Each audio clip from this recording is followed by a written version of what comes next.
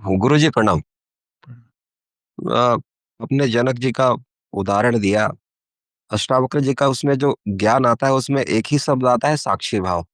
तो बहुत सारे ग्रंथ हैं, बहुत सारे लोगों का कथन भी है। ये जो ज्ञान मार्ग है जिसमें हम साक्षी भाव को कहते हैं, हम कह भी लें कि तत्वमसि है और साक्षी भाव सारी बातें कह लें, गीता का भी ज्ञान कह लें, उसको समझना बहुत मुश्किल है। और दूसरा जो है ध्यान मार्ग है। आपको क्या लगता है कि एक साधारण इंसान को क्या ऐसा करना चाहिए जिससे उसको सकल लाभ प्राप्त हो?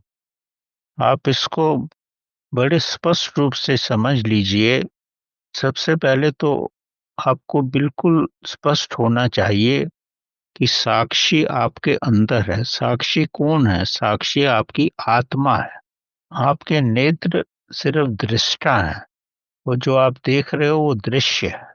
हम दृष्टा से दृश्य को देखते हैं, लेकिन हम ये नहीं महसूस करते कि वास्तव में दृष्टा से पीछे हमारा साक्षी है जो देख रहा है।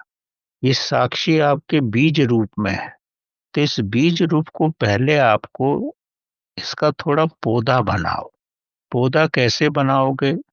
पहले ध्यान की अवस्था में जाओ, मन के विचारों को कम करो। जैसे शिवा ने पार्वती को बोला कि अगर तेरे को ब्रह्म ज्ञान शीघ्र ही चाहिए, तेरे को चाहिए, जानना चाहती है, तो सिंपल और साधारण विधि एक ही है, लेकिन करना थोड़ा मुश्किल है।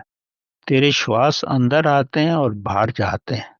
अगर श्वास बाहर हैं या अंदर हैं, किसी भी अवस्था में है, तू अपने आप को नि बिना श्वास के रह, मतलब शून्य में रह।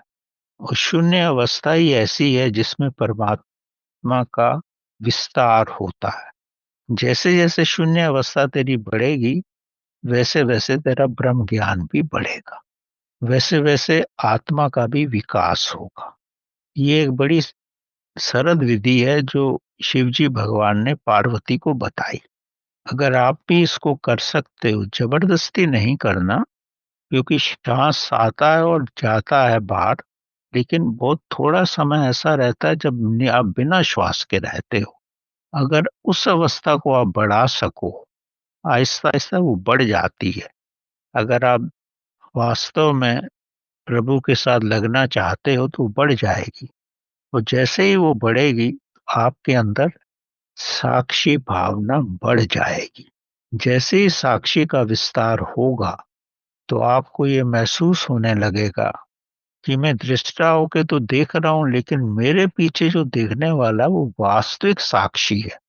तो आपका तीर दोनों तरफ चलेगा, दृश्य की तरफ भी चलेगा और दृष्टा की तरफ भी चलेगा। अभी आपका तीर सिर्फ दृश्य की तरफ ही जाता है, दृष्टा की तरफ नहीं जाता।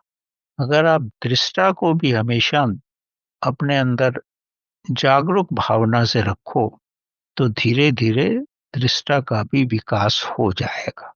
ये भी करो, और सांस की विधि जो शिवजी जी ने पार्वती को बताई वो भी करो, तो आपका उन्नति बड़ी जल्दी होगी। तो आपको जो डाउट, आपके संदेह जो आपके मस्तिष्क में आ रहा है, वो समाप्त हो जाएगा। और दूसरा ये समझो, ये 1 या 2 दिन में प्राप्त करने वाली चीजें नहीं है। ये अनंत यात्रा है। भगवान तक पहुंचना इतना सरल नहीं है।